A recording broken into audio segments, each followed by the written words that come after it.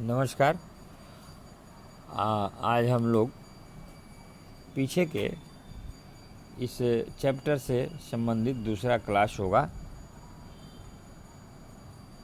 और आज हम लोग पढ़ेंगे कंपोजिशन ऑफ फॉरेन ट्रेड, यानी विदेशी व्यापार की संरचना, जो आपके सिलेबस में भी प्रिस्क्राइब्ड दिया हुआ है।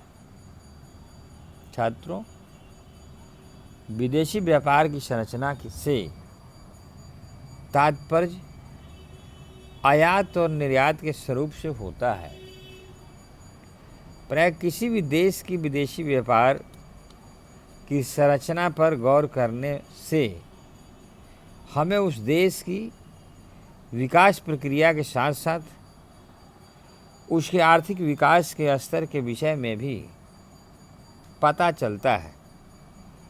उदाहरणार्थ, देश विदेश के विदेशी व्यापार की संरचना पर ध्यान देने से यदि स्पष्ट होता है कि वह खदानों और कच्चे पदार्थों का आयात और विनिर्मित वस्तुओं, मशीनों तथा संयंत्रों का निर्यात करता है, तो हम विश्वास के साथ इस निष्कर्ष पर पहुंच सकते हैं कि यह देश आर्थिक विकास का ऊंचा स्तर प्राप्त कर चुका है। इसके लिए विपरीत यदि कोई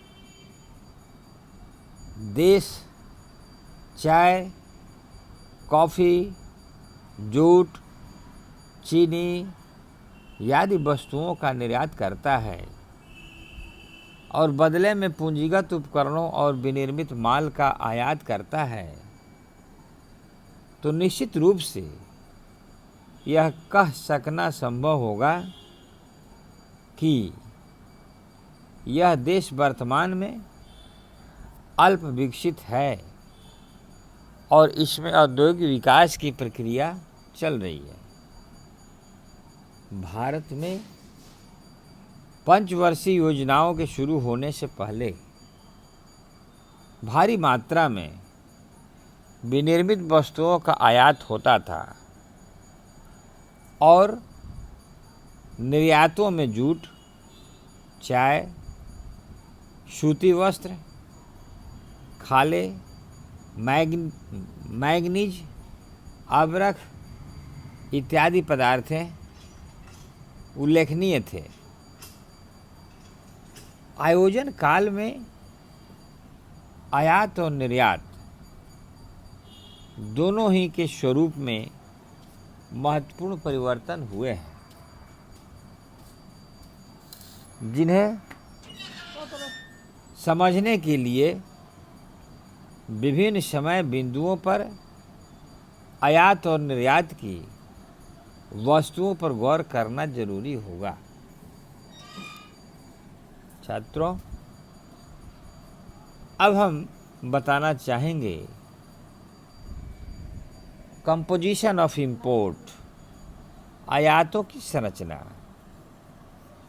1947-48 में भारत के प्रमुख आयात निम्नलिखित थे: सभी प्रकार की मशीनरी, तेल, अनाज, दालें व आटा, कपास, वाहन जिसमें रेल व इंजन के अलावा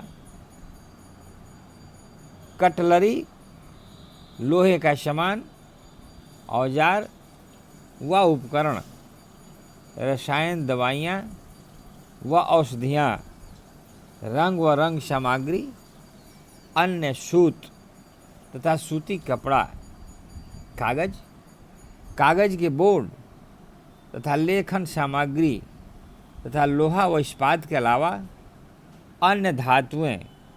कुछ आयातों में इन सब आयातों का हिस्सा 70% से अधिक था।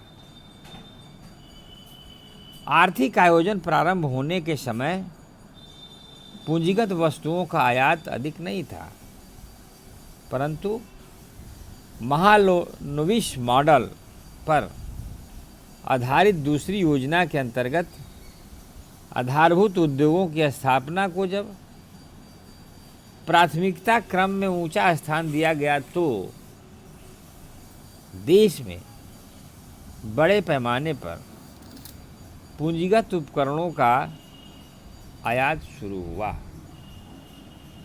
कुछ वर्षों बाद इन उपकरणों के रखरखाव के लिए बड़े पैमाने पर कल पुर्जों तथा मशीनरी का आयात करना पड़ा। इस प्रकार अनुरक्षण आयातों जिसे मेंटेनेंस इंपोर्ट में काफ़ी वृद्धि हुई। भारत में आयातों की संरचना के बारे में 1960-61 से बाद की जानकारी, जो कि हम इसके बाद में जो सारणी देंगे उसमें स्पष्ट रूप से दर्शाया गया है, जो आपके समक्ष है, इसके बाद वाला कक्षा में आएगा। सुविधा के लिए भारत के आयातों को 4 वर्गों में बांट दिया गया है। फर्स्ट, पहला जो है खाद्य उपभोग पदार्थ, दूसरा कच्चे पदार्थ तथा मध्यवर्ती विनिर्मित वस्तुएं, तीसरा पूंजीगत वस्तुएं तथा चौथा अथवा अवगृत वस्तुएं, अदर गुड्स। यह भी आगे की जो सारणी में है, जो नेक्स्ट क्लास में आएगा, जब उसको कोरिलेट करेंगे तो इसको आप उस सारणी से और इस लेक्चर को आप उसमें कोरिलेट करने का प्रयास करेंगे। से स्पष्ट होता है कि 1960-61 में कुल आयात $2,353 मिलियन के थे, जिसमें इन 4 वर्गों का हिस्सा क्रमशः 19.1, 47.0, 31.7 तथा 2.2% था। समय के साथ इन 4 वर्गों के सापेक्षिक महत्व में काफ़ी परिवर्तन हुआ है। सबसे महत्वपूर्ण बात तो यह है कि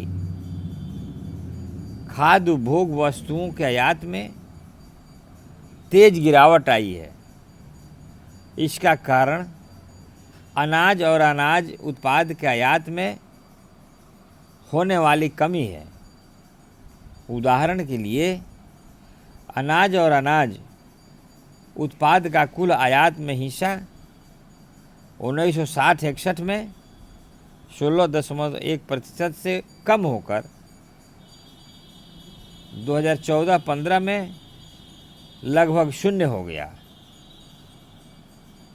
दूसरी ओर कच्चे पदार्थों व मध्यवर्ती विनिर्मित वस्तुओं के हिस्से में तेज वृद्धि हुई।